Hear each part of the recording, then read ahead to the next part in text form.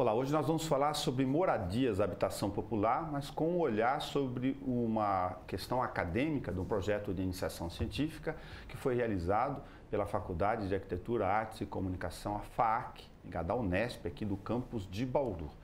E a docente de Arquitetura e Urbanismo desta área, que coordenou esse projeto de pesquisa, está conosco aqui no estúdio da TV Câmara e conversa também conosco em multiplataforma pela rádio, nossa página no Facebook e no site. Silvana Aparecida Alves, obrigado por ter vindo conversar conosco. Obrigada, eu que agradeço o convite.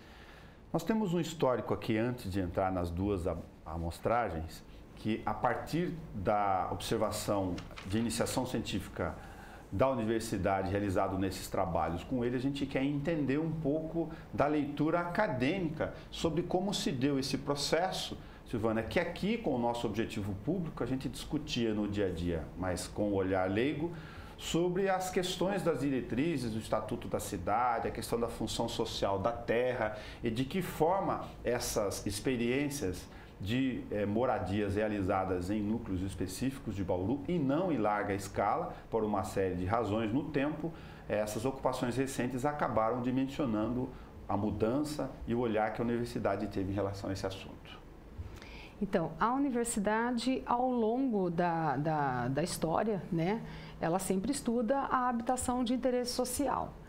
E a universidade ela acaba tendo um papel importante no estudo dessa pesquisa, nessa temática, porque é um problema sério que ao longo do século XX e agora já no século XXI, nós ainda não temos nenhuma solução para esse problema. Então são todas medidas que são tomadas para tentar atender as nossas demandas que variam por modalidade. Né? Um dos nossos problemas sérios, que foi o que nós avaliamos nessa pesquisa aqui, foi a questão da favela. Os núcleos de favela, onde eles estão inseridos e as questões das favelas que estão em áreas de risco. Então, nós avaliamos, na verdade, dois núcleos daqui de Bauru. Um deles é o Ivone, que era uma favela que estava em área de risco, que precisava de remoção. E o outro era a favela do Vitória e a favela do Cutuba, que não estavam em área de risco, então não demandava a remoção, mas sim a urbanização dessas duas áreas.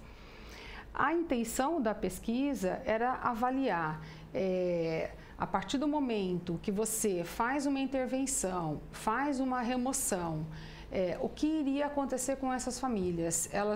A passagem delas, né, a transferência delas para uma outra modalidade habitacional, que é o conjunto habitacional, como essa ação iria acontecer? Partindo do pressuposto que nós temos já diretrizes estabelecidas no Estatuto da Cidade, que toda transferência, que toda intervenção, toda ação política precisa ocorrer de forma participativa, precisa ter a participação popular. Existe também a diretriz que aponta que num processo desse de remoção, as famílias que estão transferindo de uma área para outra, por outro lado, elas precisam ser mantidas na mesma região onde elas já residiam antes com a favela, por razões que são muito claras.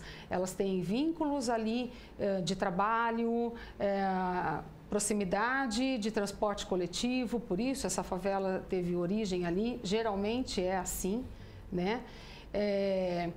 Então nós queríamos fazer justamente essa avaliação. Então o papel da universidade era investigar, né, essa ação política, avaliar se houve essa participação popular e ao mesmo tempo nós queríamos avaliar como se deu esse processo.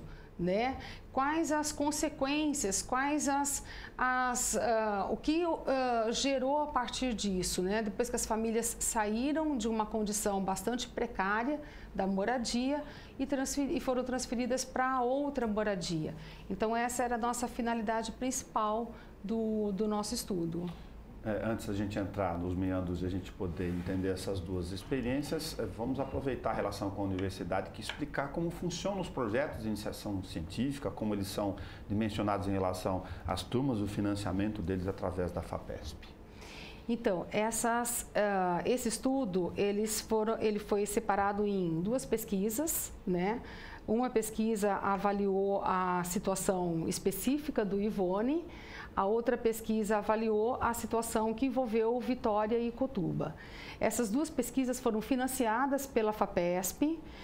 A FAPESP deu a bolsa de iniciação científica para estudantes de graduação, então foram duas alunas que desenvolveram esse trabalho. É muito importante a gente ressaltar a importância do desenvolvimento da pesquisa e desse financiamento que ela oferece através da bolsa de iniciação científica. Quando nós fazemos um trabalho como esse, nós estamos já preparando esses pesquisadores, esses jovens pesquisadores para um futuro acadêmico, né? Para serem pesquisadores mais atuantes, né? Nessa área mesmo, nessa linha de pesquisa. Então, a FAPESP deu esse suporte financeiro para o desenvolvimento desse trabalho. Se a gente observar, pegando como experiência aqui no nosso primeiro eixo, a Vila São João do Ipiranga, a remoção em relação ao Cotuba e ao Vitória, nós temos um núcleo de remoção em quantidade menor do que as favelas grandes que foram realizadas ocupações ao longo do tempo no histórico de Bauru, que tinha lá nos anos 90 a diretriz da origem do seu plano diretor, já um olhar destinado à questão da ocupação de vazios urbanos, para a gente não repetir a ocupação desordenada, que é própria de cidades como a nossa, mas cujo objetivo, nesse caso do Ipiranga em específico, era de tirar de um lugar próximo de onde eles já estavam. Isso. No caso do Vitória e do Cotuba, a intenção não era nem remover totalmente a favela. Como ela não está em área de risco, então ela atende justamente à diretriz de urbanização. Então, para urbanizar essa favela, era necessário retirar algumas edificações, né, algumas casas que estavam implantadas ali, ocupando o que seria o arruamento, o acesso para essas outras unidades que iriam permanecer. Então, é necessário remover, porque você precisa de facilitar a circulação de veículos ali, até mesmo para acesso de ambulância, de corpo de bombeiro. Então, no caso de uma emergência, você precisa facilitar essa passagem. Então, a urbanização, ela tinha desde esse interesse de melhorar as condições do arruamento, como também levar a infraestrutura básica, né? Sarjeta, guia, a calçada, facilitar de fato a urbanização. Então, nesse caso, não se tratava de remoção. Então, houve um critério, né, na análise disso para poder definir quais unidades habitacionais precisariam ser removidas dali para facilitar essa urbanização. Então, não foi uma remoção total das unidades habitacionais. Vou fazer essa pontuação para quem acompanha aqui a TV Câmara, até por causa da missão dela. É muito próprio essa questão de não ter condições de levar infraestrutura com linhas de derivação de água, esgoto, guias e sarjetas nos arruamentos organizados dos núcleos onde isso aconteceu. Em Bauru é o que acontece hoje, para você que nos acompanha, no bairro Sante de Virges, onde tem uma série de ruas, tem outros bairros na mesma condição, onde você não tem começo, meio e fim, sequer consegue ter o alinhamento ao olho nu, você consegue perceber isso. No Cotuba e Vitória, a intenção foi tirar esses espaços para que isso fosse possível, no sentido de reurbanização. Isso, no sentido de reurbanização. Então, era facilitar mesmo a circulação dentro da área da favela. Porque a intenção quando você faz a urbanização, você está permitindo que aquela região se consolide como um bairro, né? E a partir do momento que ela vai se consolidar como um bairro, ela precisa apresentar a largura de via necessária para a circulação de veículo, como qualquer outro bairro. A calçada, a iluminação pública. Então, para ela poder ser atendida com essa infraestrutura, é necessário que você tenha o espaçamento necessário também, né, para fazer essa benfeitoria. Por isso é que a gente agora, então, já acaba descobrindo a partir da observação da iniciação científica, por que foram escolhidas estas famílias que hoje estão no São João do Ipiranga, aquelas que estavam na linha de efeito sobre a necessidade de reurbanização. O critério lá foi objetivamente esse. Exatamente. O critério da escolha é justamente esse, você mapear, fazer um traçado ali, um traçado urbanístico e retirar justamente aquelas famílias que estão nas unidades que iriam obstruir a passagem. Agora, é lógico que é preciso conversar com essa comunidade, explicar o que está acontecendo, mostrar a importância dessa urbanização e é lógico que quem reside numa favela, eles querem a urbanização, eles querem as benfeitorias, né? Até porque aquilo garante depois também a segurança de que eles vão permanecer naquela área.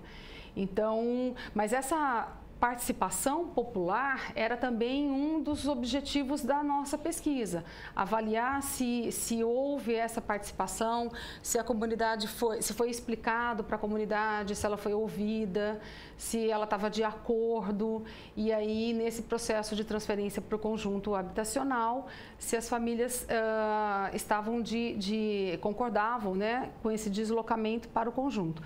Nessa avaliação nós vimos que sim, que houve todo esse cuidado, né, da prefeitura, de assistentes sociais, em fazer esse trabalho junto com a comunidade, de discutir todo esse processo da transferência, e aí a transferência acabou levando essas famílias para uma área numa condição melhor do que a que elas viviam, né? Que é o conjunto habitacional na Vila São João do Ipiranga. O fato deles terem sido deslocados, esses moradores que estavam no caminho dos arruamentos e da infraestrutura da reurbanização, para um lugar muito próximo a onde eles já estavam, fez diferença aqui no sentido da compreensão dessa instalação?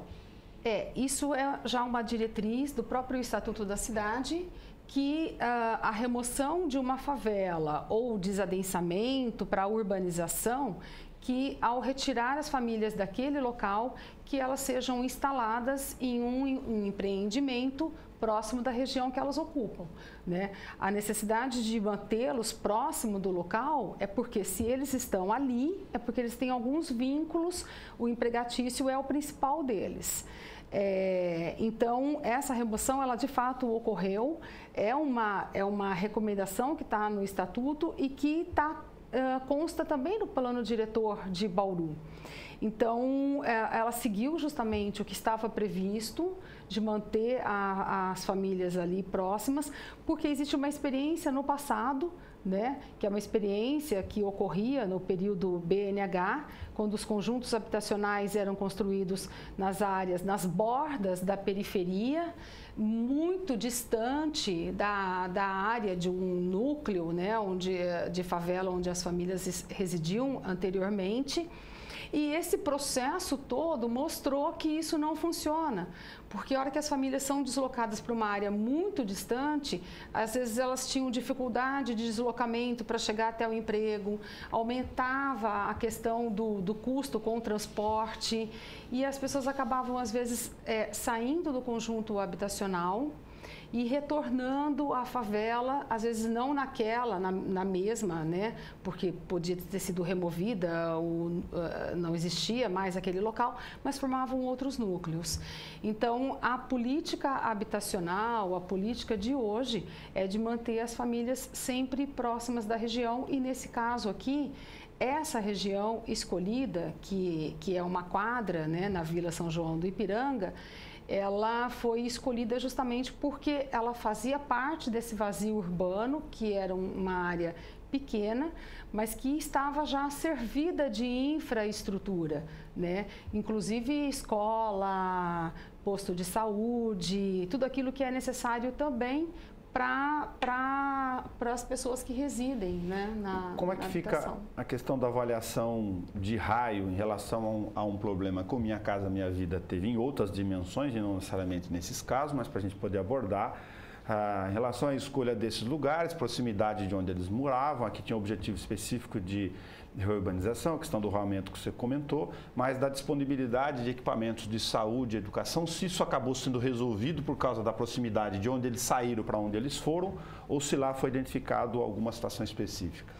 Então, na pesquisa nós estabelecemos um raio de 1 quilômetro em volta do conjunto habitacional e aí, através de mapa mesmo de uso e ocupação do solo, nós analisamos quais equipamentos estavam inseridos dentro desse raio, né? desse raio de 1 quilômetro.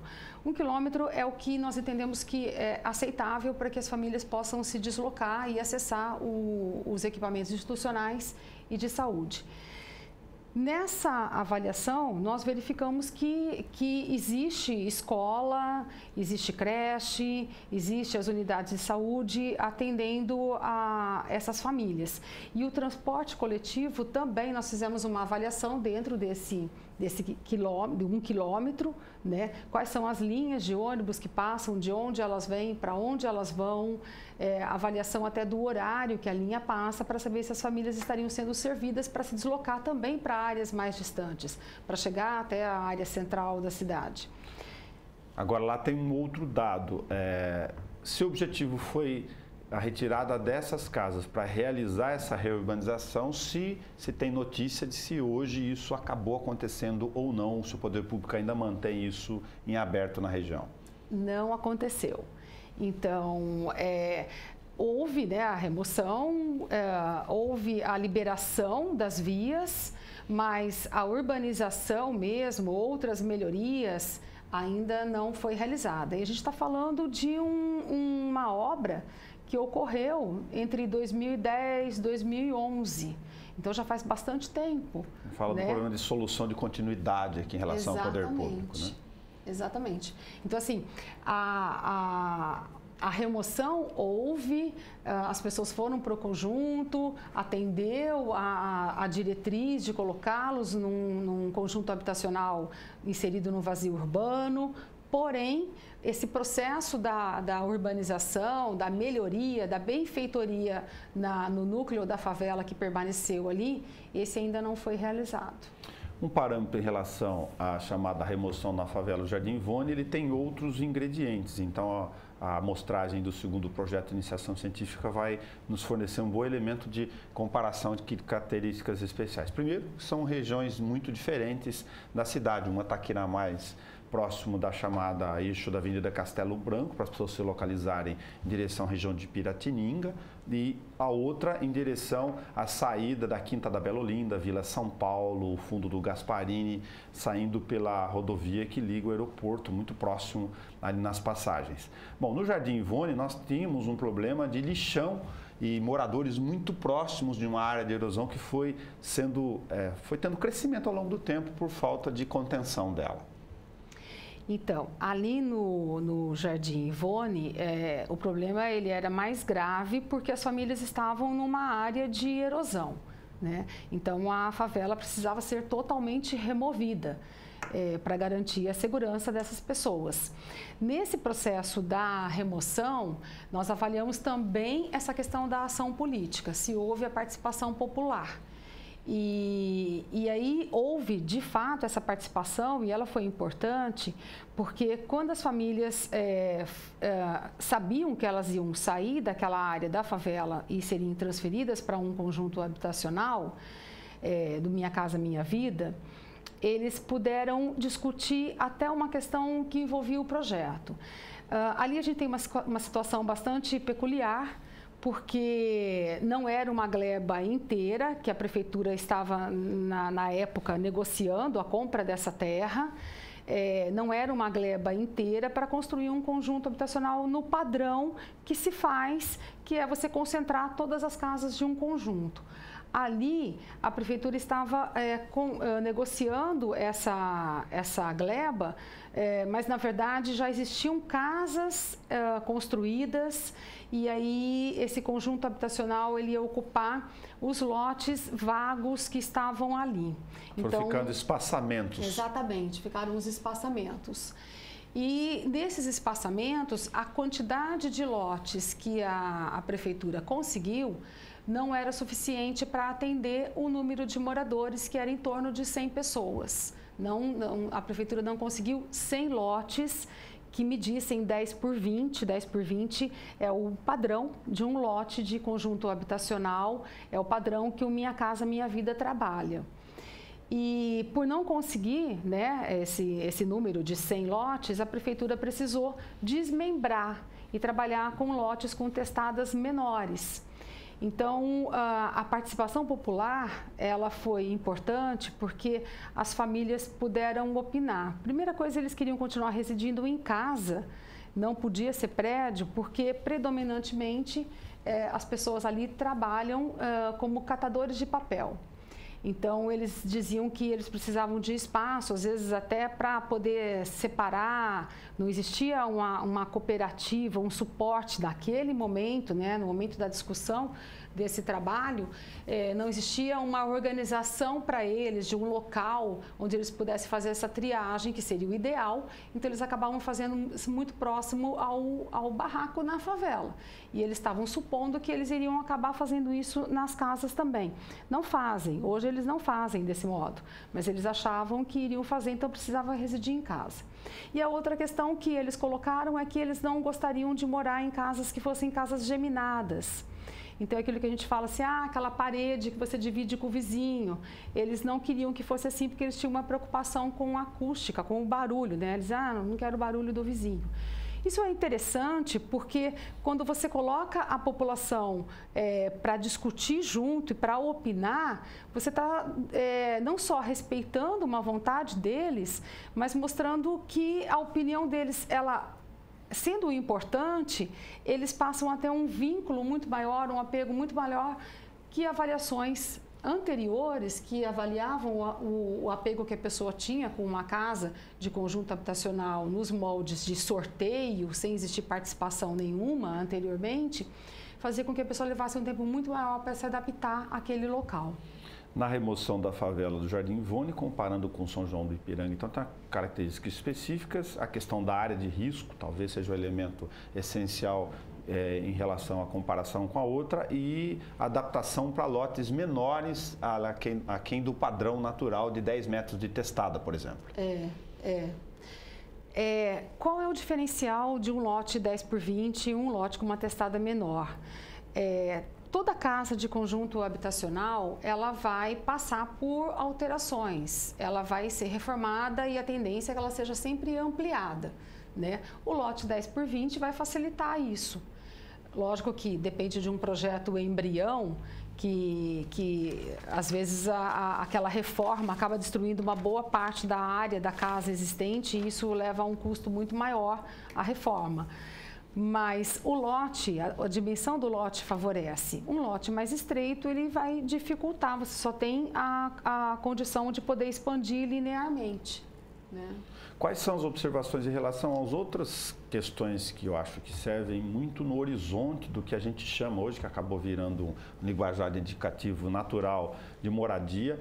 Para quem não se recorda, aqui um dado fora da observação científica, mas Bauru acabou sendo a cidade com o maior volume de moradias concretizadas no chamado programa Minha Casa Minha Vida, sobretudo na faixa 1, tanto que Bauru rapidamente esgotou isso com espaçamentos urbanos não necessariamente planejados na cidade, mas o fato é que isso acabou juntando um conjunto com as outras faixas, um total de 25 mil moradias em um espaço curto de tempo.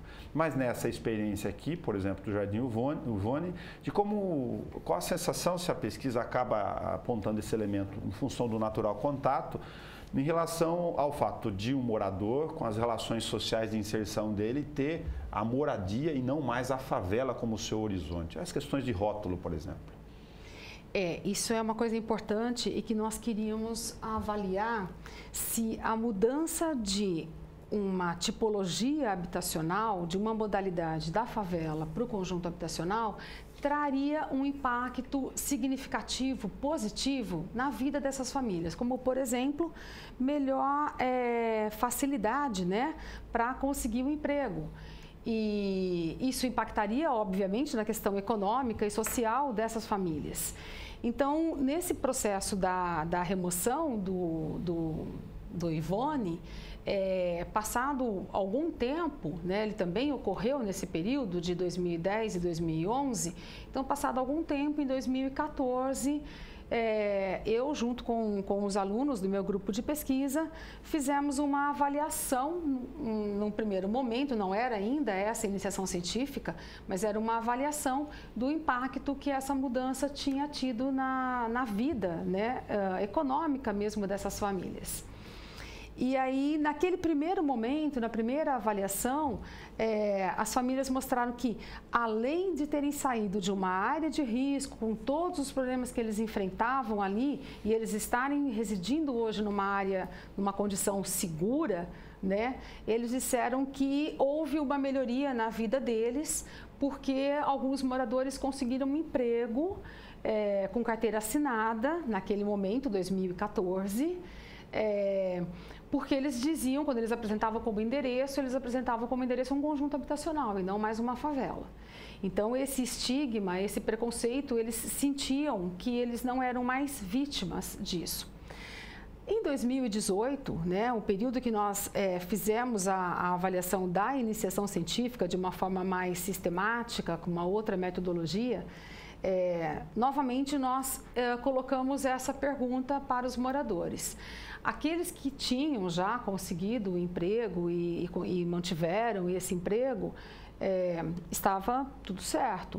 Em compensação, outros moradores disseram que não, que eles ainda sofriam o preconceito quando eles diziam: eu moro no Minha Casa Minha Vida do Jardim Ivone. E ao dizer que morava no Jardim Ivone, eles ainda sentiam o preconceito de terem a origem na favela. E a psicóloga que dá a assistência a eles, no CRAS ali da região, ela também foi entrevistada nessa iniciação científica e ela disse que ela faz um trabalho psicológico mesmo com essas famílias, porque eles ainda sofrem esse preconceito, eles ainda sofrem esse estigma de terem vindo de uma favela. E isso dificulta, né, o emprego com a carteira assinada, embora o emprego com a carteira assinada hoje no Brasil está complicado, né, o índice de desemprego está altíssimo, então acho que esse também é um dado que a gente tem que levar em consideração, não é só o estigma de uma favela, mas o desemprego alto. Mas isso é lógico que provoca um impacto na autoestima dessas famílias. Para fechar o raciocínio comparativo desse dado específico, a questão do entorno lá no Jardim Ivone, com a característica específica, que é a questão do deslocamento em função da rodovia, que não tem lá no Ipiranga. Né? Então, isso é um dado importante, porque, olha, nós analisamos duas situações envolvendo favela e conjunto habitacional, duas situações que ocorreram praticamente no mesmo período, quase que simultâneas, né?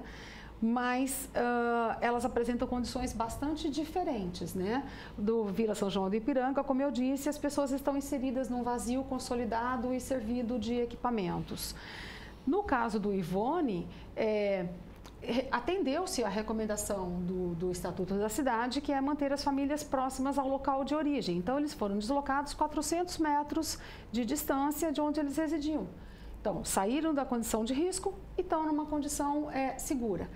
Porém, permanecer naquele local fez com que eles continuassem vivendo numa região que não tinha a infraestrutura necessária. Faltava escola, falta escola, né?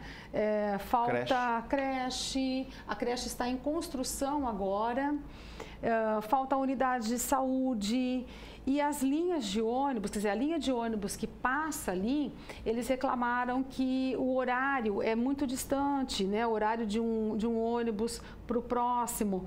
Então, o que essas famílias fazem? Eles acabam se deslocando até a Vila São Paulo, que tem carências também, mas é uma vila que já está um pouco mais consolidada, que tem escola, que tem unidade de saúde. Então, eles acabam se deslocando até a Vila São Paulo para poder utilizar esses equipamentos e eles também preferem ir até lá porque os horários de ônibus, a quantidade, as opções de linha de ônibus também é maior na Vila São Paulo.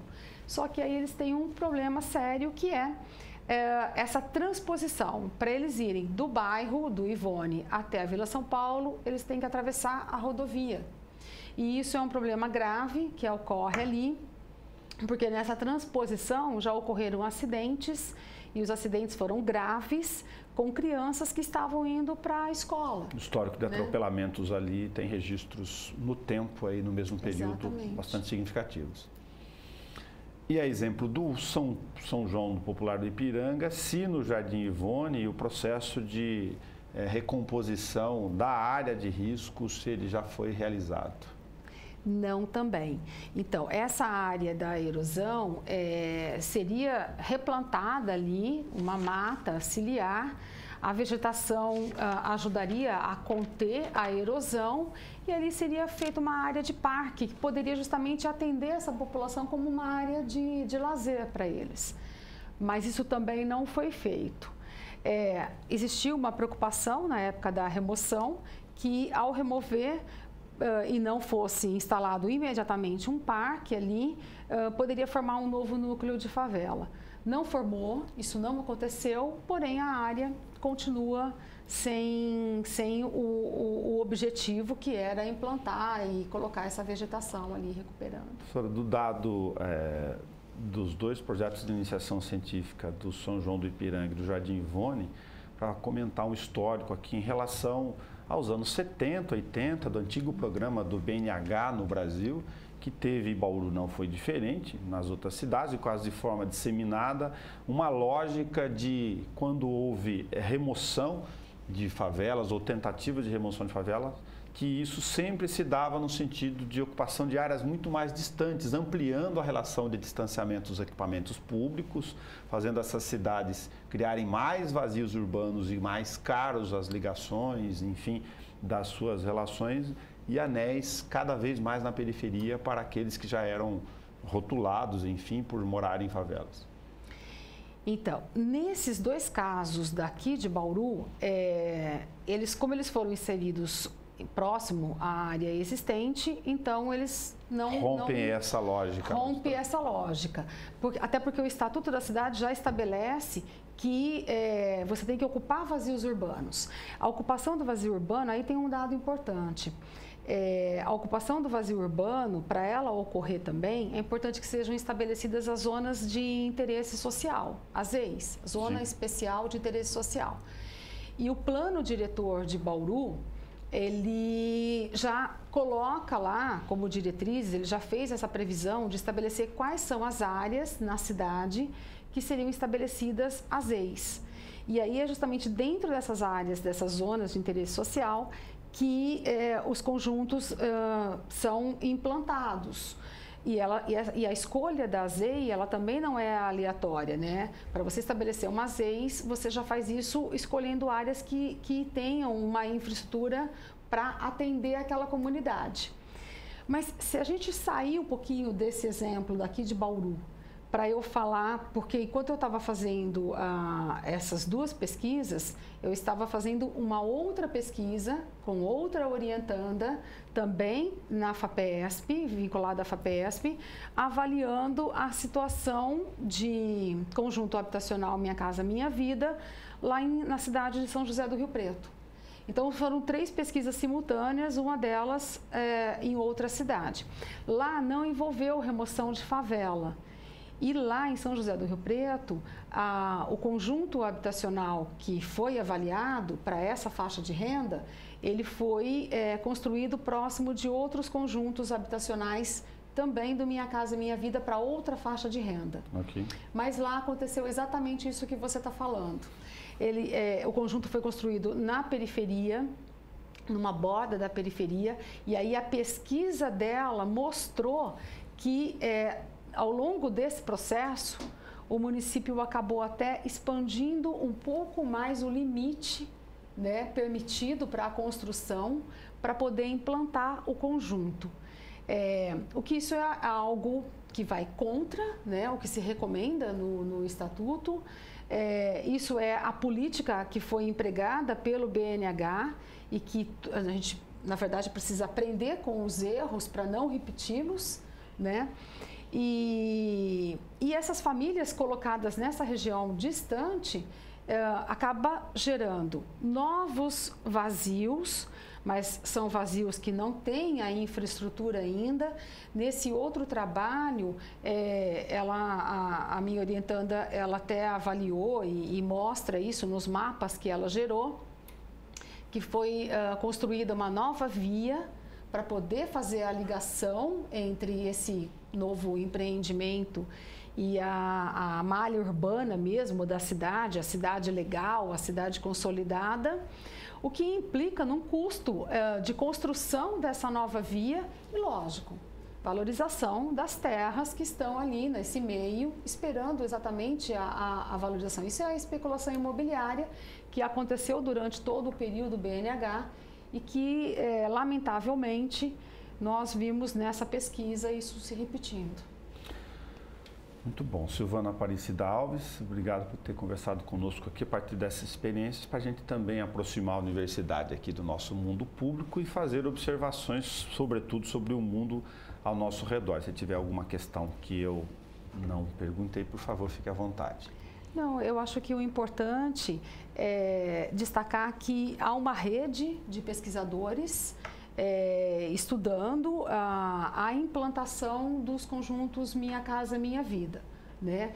E é justamente com esse interesse, então é uma rede de professores de várias universidades, avaliando várias cidades, tentando mapear como que essa inserção ocorreu no Brasil todo, né? Foi uma grande produção de conjuntos habitacionais. E o interesse não é avaliar só a característica da casa, porque ela é uma casa realmente pequena, tem também seus problemas, porém ela já oferece algumas vantagens em relação ao período BNH, e eu acho que isso que é importante destacar, porque o Minha Casa Minha Vida, ele vem num momento em que ele busca estar atrelado com as diretrizes do Estatuto. Sim. Que é ocupar o vazio urbano. E uma coisa que eu considero bastante importante, e isso eu acho positivo desse programa, é que ele trabalha com a renda de cada família, ele não estabelece um valor único para o pagamento das casas, né? O que acaba reduzindo bastante o índice de inadimplência. Então, as famílias vão pagar o valor compatível à sua renda, porque tem um subsídio grande do governo. Então, nesses três conjuntos, se eu tomar como referência também o da outra cidade, não só de Bauru, nós também avaliamos se as famílias estavam conseguindo pagar, sem dificuldade de fazer esse pagamento, e todos disseram que sim. Legal. Né? Isso é importante para que as famílias consigam permanecer no local.